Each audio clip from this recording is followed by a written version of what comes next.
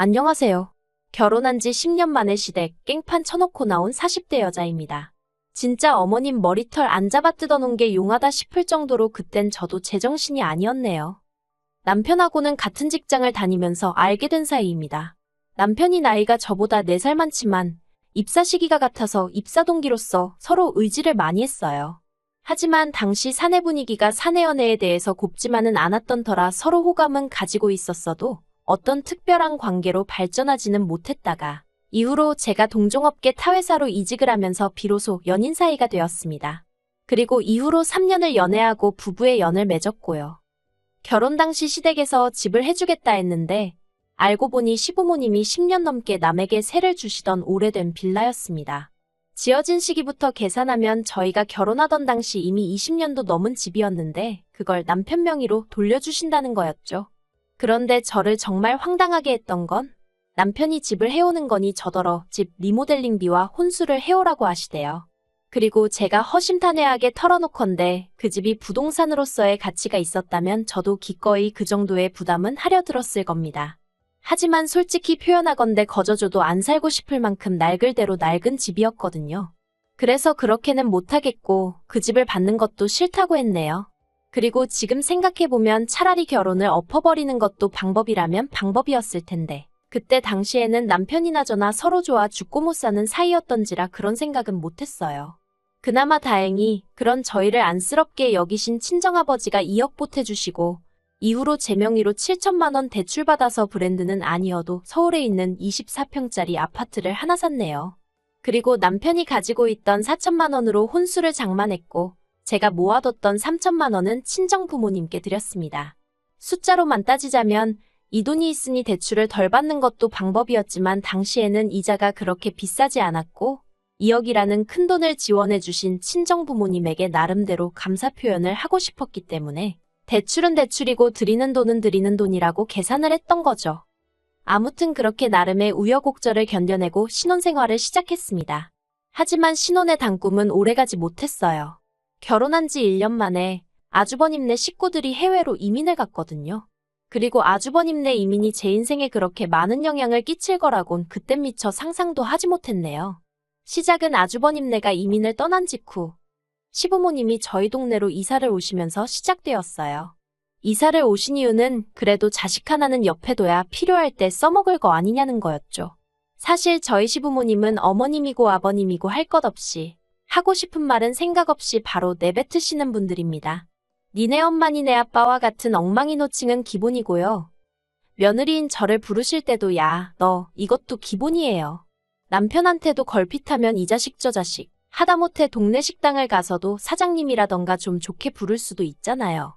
근데 아줌마, 거기 할머니. 오죽하면 제가 어머님 아버님은 어떻게 하면 상대의 기분을 망칠까 매일 그 고민을 하시는 분들 같다고 남편한테 말했을 정도였네요. 하지만 시부모님의 문제는 이게 다가 아니었어요.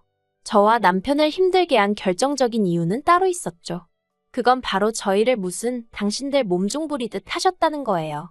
아주버님네가 이민을 떠났더네. 저는 눈에 넣어도 아프지 않을 지금의 딸아이를 가졌습니다. 그리고 솔직히 시부모님이 걸어서 10분 거리에 살고 계셨으니 저는 어머님에게 약간의 도움을 받고 싶었어요. 지금이야 출산휴가니 육아휴직이니 워낙에 잘 되어 있지만 제가 딸아이를 가졌을 때만 하더라도 그게 적어도 회사 내에서는 어지간히 눈치를 봐야 하는 일 중 하나였으니까요. 그런데 어머님은 조금도 저희를 도와주실 생각이 없으셨어요. 오히려 제가 입덧으로 고생을 하는 와중에도 어머님이 저희 집에서 당신 생일 파티를 준비하라며 고추 잡채다 뭐다 온갖 음식을 만들라 시키시질 않나. 아버님은 날 더우니 저더러 콩국수를 만들어라. 세탁소는 비싸니 직접 당신 바짓단을 고쳐라. 정말 너무 힘들게 하시대요. 그리고 그때만 하더라도 시집 온 지 얼마 되지 않은 데다가 저희 친정어머니도 친할머니를 오랫동안 모시면서 시집살이를 호되게 하셨거든요. 그래서 저는 그렇게 살지 말아야지 했는데도 저도 모르게 보고 배웠던 건지 시부모님의 그런 말씀을 거역하는 게 쉽지가 않았어요. 그래서 남편한테 말 한마디 제대로 못하고 혼자 우국거리고 눈물 삼켜가며 맞벌이하는 와중에 생고생을 하다가 결국 친정부모님한테 엉엉 울면서 애고모고 다 포기하고 싶다며 그간의 일을 털어놓았거든요. 그랬더니 이제 상황 파악을 하신 친정아버지가 남편을 불러서 이렇게 고생시킬 거면 그냥 이혼하라고 하셨습니다. 그리고 친정아버지의 불호령을 듣고 남편은 자기는 정말 아무것도 몰랐다면서 죄송하다고 정말 저희 친정부모님께 손이 발이 되게 빌더니 제 앞에서도 무릎을 꿇고 엉엉 우는 거예요. 그래서 결국 처음이자 마지막으로 봐주겠다 했어요. 어쨌든 뱃속에 아이가 있었으니 저도 솔직히 이혼할 엄두가 안 나기도 했고요. 하지만 이후로도 남편은 솔직히 말해서 아주 든든한 방패가 되어주진 못했습니다. 그리고 그건 제가 지켜보기에 오랫동안 시부모님이 남편을 길들여 온 방식에서 비롯된 것 같았죠. 저희 어머님 아버님은 소위 장남바라기셨거든요.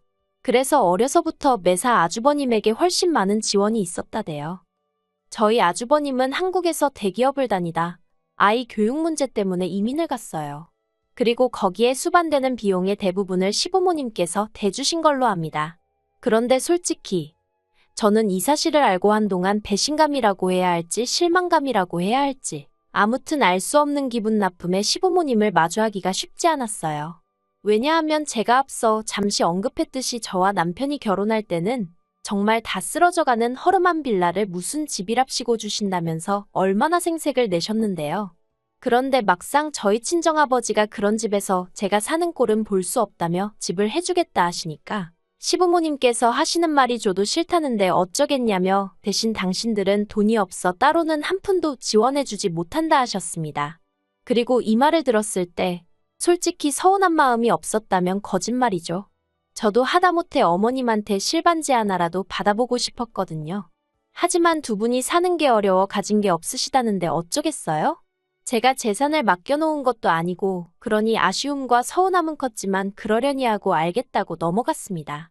저희 친정부모님도 마찬가지셨어요.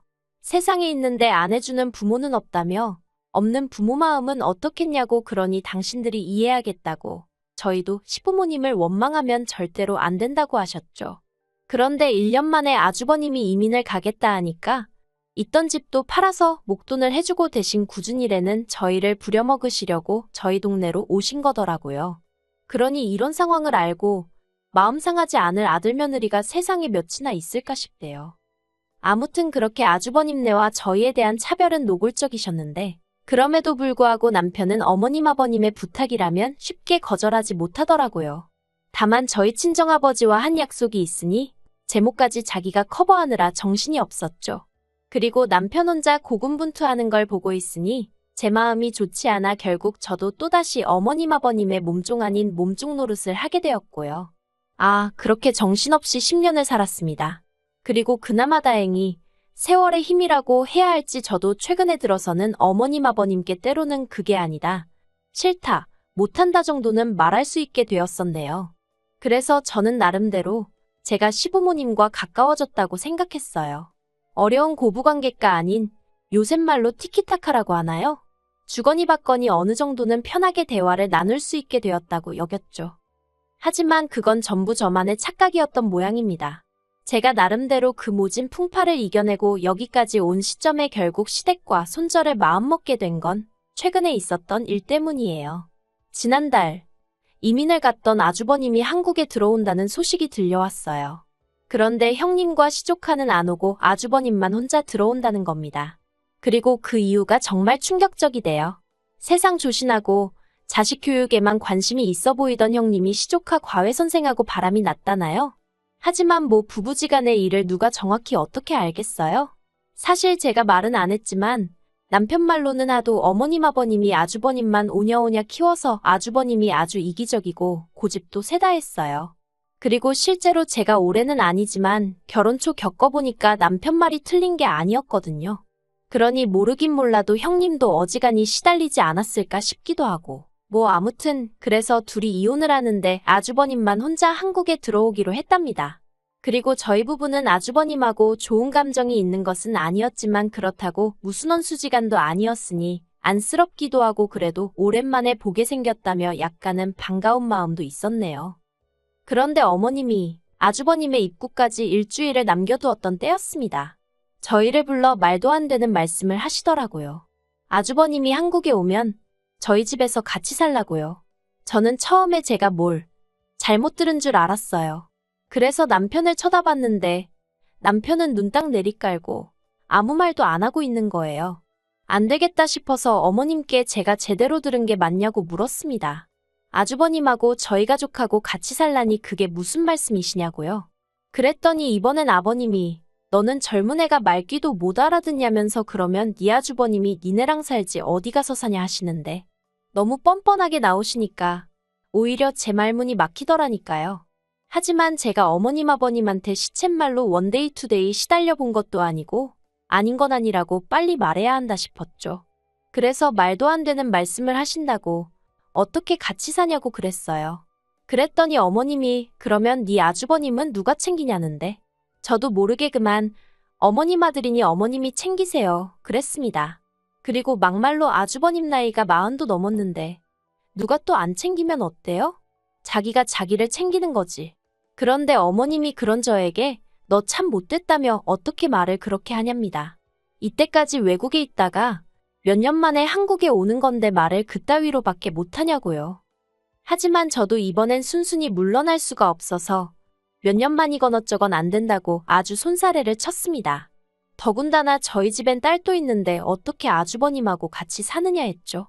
그리고 이때 제 말 뜻은 크지 않은 집에서 이미 세 식구가 살고 있는데 어떻게 아주버님까지 같이 사냐는 거였어요. 그런데 어머님은 제 말 뜻을 어떻게 해석한 건지 저더러 당신 아들을 뭘로 보고 그따위 소리를 하느냐며 아주 고함을 치시더라고요.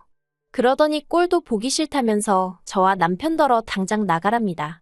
그리고는 끝끝내 아주버님이 도착하는 대로 저희 집으로 가라고 할 테니 군소리 하지 말고 방이나 하나 만들어 놓으라나요? 집으로 걸어오는 내내 안절부절하며 제 눈치를 보는 남편을 눈치챘지만 그래도 저는 아무 말도 하지 않았습니다. 머릿속도 복잡하고 마음도 편치 않았거든요.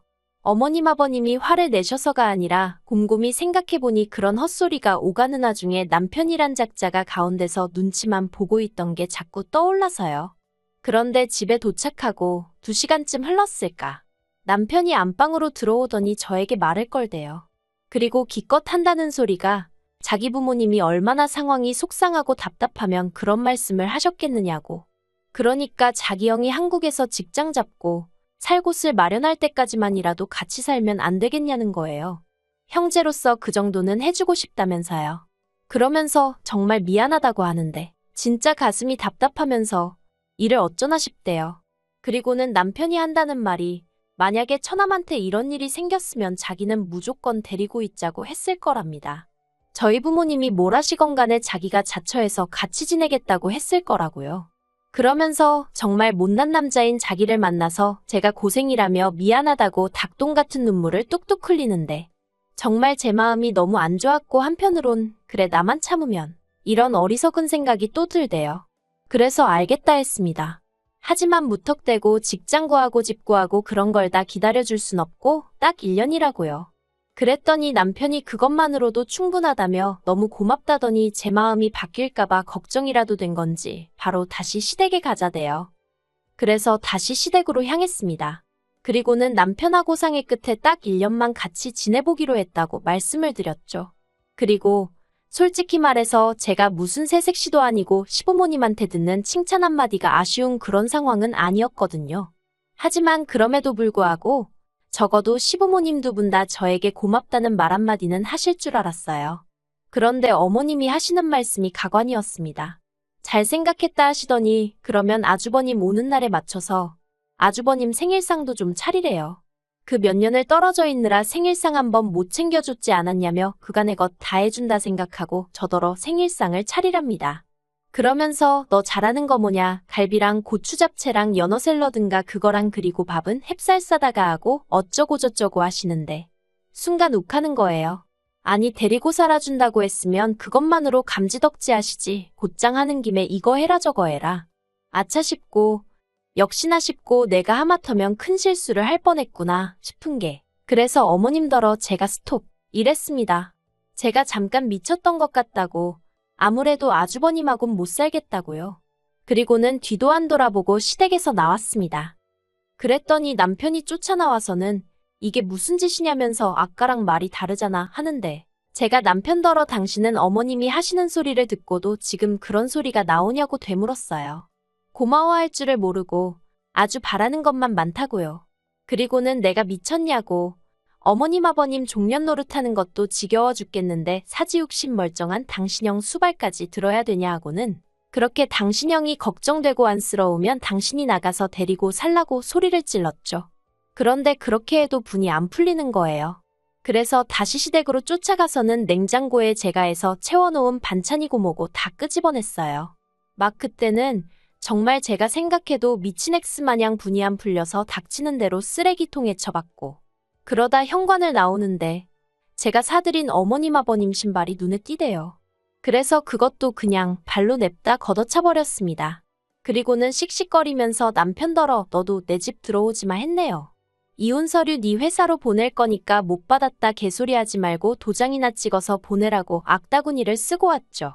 집에 오자마자 비밀번호 바꾼 건 기본이고요. 그리고 그날 보여준 제 모습이 남편이나 시부모님에게 어지간히 충격적이었나 봅니다. 시부모님은 전화는커녕 문자 한 통 없으시고요. 남편만 저더러 이제 좀 풀렸냐 괜찮냐. 우리 밖에서 얘기 좀 하자 이러고 연락이 오는데 안 볼 거예요. 서류 보냈는데 제때 대꾸 없으면 소송을 걸어서라도 이 지겨운 관계 끝장내버릴 생각입니다.